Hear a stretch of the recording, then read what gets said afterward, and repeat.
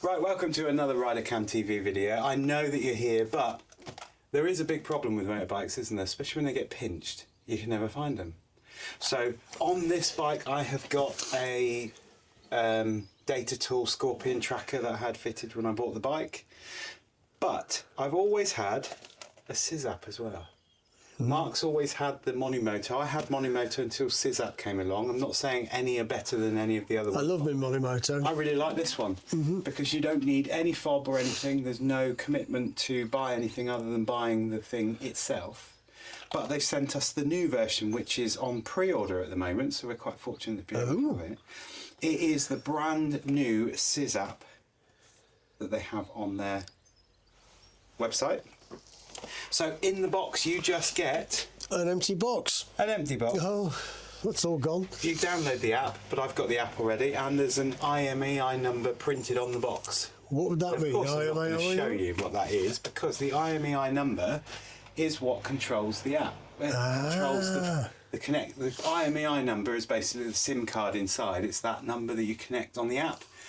Now I've connected it already and I've run this on the bike and it's been brilliant, but I put the old one back on the bike to show you how easy it's going to be to fit, because it is literally 2 wires. So it's not the most secure What could be less confusing? Well, it's not the most secure thing.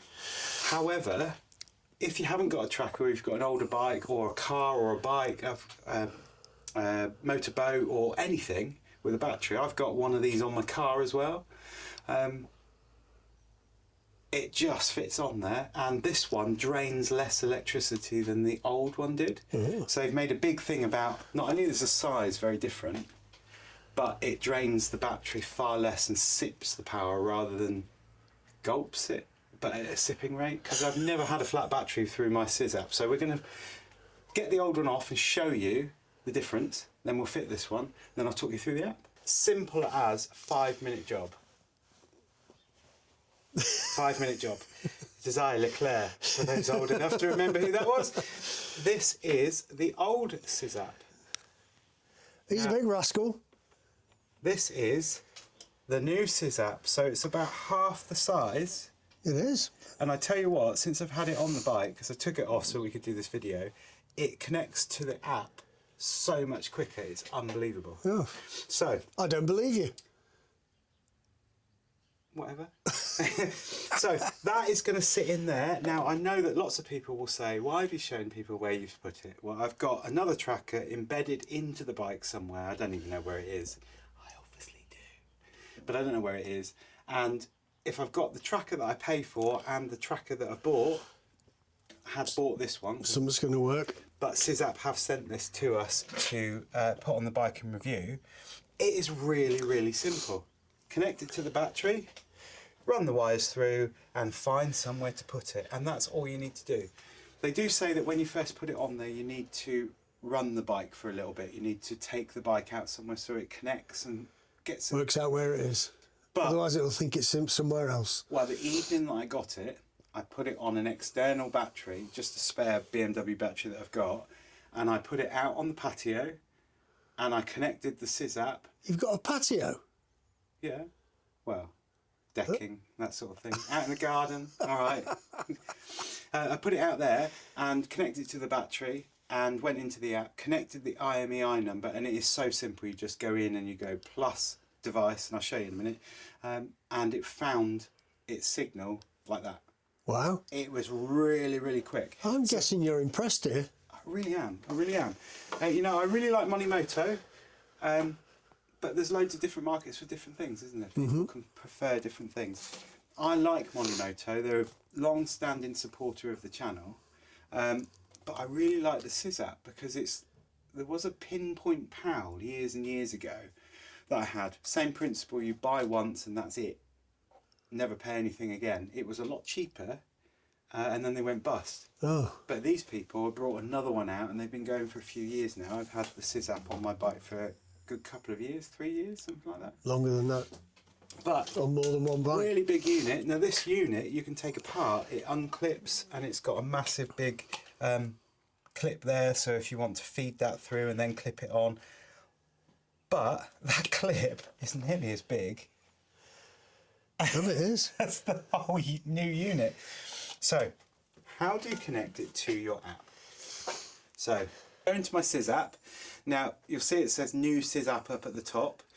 The reason it says new Sizzapp is because I've got my car and my old Sizzapp on here, and I'm going to show you through the old Sizzapp because the old Sizzapp is connected. Even though this says it's online, it's got a GPS signal, I've got some routes on the old one rather than the new one. I need to go out and make sure it connects and has a stable connection. So if you've got more than one, you just hit the top button and you'll see all this on the screen. Alan is my bike, or was my bike. This is now going to be Alan. Oh, that's going to be Alan. Oh, it's all getting confusing. There's a lot of Alans, So mate. you go to your bike and it brings everything up. So I can do loads of stuff. So I can turn, there's loads of icons down the bottom. On the left icon, this is disabling your guarded unauthorized movement. So if you disable that, you won't get a push notification to your phone saying that slight movement, which I think is really, really good to have. So I'm not going to turn that off. Then you've got find, which will find it. So if you go to find it, it takes you straight into your address. But I'm probably not going to show that on camera because it gives away my longitude and latitude of my house. Then you've got a bell, and that is all the attention, all of the notifications that you've had, like slight movements. So even if you just move your bike off the stand or just wiggle it, you'll get a slight movement. But if I've parked it outside in different weathers, I haven't had movement detected. But it's always good to know because you can go back in and see where it is so that you can make sure that the bike hasn't moved. So at the bottom you've got your speed, so you can actually watch the speed in real time. So it's quite funny when you have your bike in for service and you think, oh, is my bike there? Oh yeah, it's up the road, they're test riding it and now they're bringing it back. You can actually see how they're riding. Oh no. That's really scary. And then at the bottom you've got your miles, and this is the distances today. And then if I go back again, you can go to your tracking. Now the tracking links are really good because if you press the plus, you can send active tracking, or only in that trip. You can share your name and your badge and share your speed. But you can select people to send them a link that when they click on it, they can actually see you real time until you tell them to tell it to stop, which I think is really good. Especially if you're away and you've got a partner or whatever that are worrying about you. It tells you your battery status up in the top left, and normally it's got a charge indicator as how much charge is in there. It tells you what the temperature Battery status is. for what? For the bike. For the bike? Yeah. Oh. It tells you when it's online, and after you are parked up for a while, it goes into a deep sleep. That's just We what all it do calls that. it. And it's on stop at the moment, which means that the bike has just stopped. But what I do like about it is, so along the bottom you've got 5 icons. The house is the home, then you've got some blocks, and these are all of the squares that you can put onto the main screen. You can only have 6 on there, so you can put night mode off, cooperative sharing, so you can have a leaderboard with your friends if you wanted to. Reminders, you can put technical inspection, insurance, general maintenance and chain maintenance, so you can put a reminder in the app to remind you that you've got to get it serviced or whatever, if you're using it on an old bike or something else. You can go to where it is, so you can go directly to the location and you can set up a geofence. So a geofence is like a circular thing around you, and you can set it for whatever you want. And when it goes out of there, you get alerted. So you might lend your bike to a friend, or your car or whatever to your friend, and if, say, they're only allowed to go for 10 miles, 10-mile radius, but they go 50 miles, well, as soon as they go over that 10 mile, you'll get an alert saying your bike is out of the zone. And then you get an altitude sensor, so it tells you what your altitude is, and apparently we are, our max altitude today was 754 feet. Feet? Yeah. Wow. Apparently. Well, we are quite high up here. And then you get your battery as well, and it tells you what your battery level is doing and how it's working. So that's really good. 14.55 at the moment. Not bad. But what I really do like about it, in actual fact, let's just go to the next icon rather than the middle one. So it's like a shield, so you can set up a security guide, and this will guide you through all the settings you might want, which I think is really good. Event settings, you can set it up that it will tell you about everything or only individual things. notification quotas. Now, if you have push notification, which sends it to your phone, there's no price at all, it's unlimited. But you get 50 text messages and 50 calls. Well, I've not got them set up. I only want the push because then I never have to pay anything. So if you go over 50 SMSs, so it said that the bike has detected slight movement, that's one text. And how often, is that in a year or? In a month. In a month? Yeah, I think it's in a month. Your 30-day quotas are unlimited for push, 50 SMS and 50 calls only. Only received calls are counted, missed and dropped calls are not counted. So you could set it up and say, I want it to call me every time something happens, just not answer it, and then you're not going to pay. Sorry, Sizzapp, probably shouldn't have said that, but it's quite obvious. Then you get all of your silent mode and all of that sort of stuff. You can tell it where to push stuff. If there's crash, there's also crash detection on here, so it will push a message to your phone, but you can also add a phone number if you wanted to. And that's for all the 3 devices that I've got at the moment. Then you can go to the settings and you can set up your profile, see your statistics, see FAQs if it's not working right, contact the Sizzapp. Your garage is all of your different devices, so you'll see them all. With all the information in there, you can configure and put a profile image, but you can also put a image of your vehicle on the different page. It updates itself and you can see various different features and give them a review and that sort of stuff. But in the middle of the bottom of the app is like a little triangle, which is, it's almost like pinpointing where you are. It's like a national or a internationally recognised icon now. Okay. You press it and it centres you on a map. But what I like about it is it then provides you with 3 different icons. One of them will just show you the route. So as you can see, I'm scrolling through and you can see that I went out on Sunday the 11th of April. So I'm going to hit that until Sunday the 11th of April and it's going to show you exactly where I went. And it's going to tell you the top speed, top feet per whatever it is. That's really good. But if you hit the little leaf, it will tell you how eco driving you're doing. Oh gosh. So it'll tell you your acceleration. And my acceleration, for some reason, I must have liked to accelerate quickly, is only at 70%. Oh. But my braking and harsh turning is at 100%. Cool. So it gives you that information, and then the other one will take you to the geofences. So it is really, really cool. But what I do like about it is if I go back to Alan and I go to my trip. Now we went to Spain and Portugal, didn't we, in May? We did. So if I want to look at any of May from last year, so say we left on the 11th and we came back on Friday the 23rd, I can put from that date to the end date, and it takes a little bit of time because it must be drawing all the information from their servers. But when it actually comes up, it's actually really quite cool because it will show the whole of your trip. Wow. Now, the difference with the data tool is you can do the same thing, but even for one day, it will split up every trip into such a small part.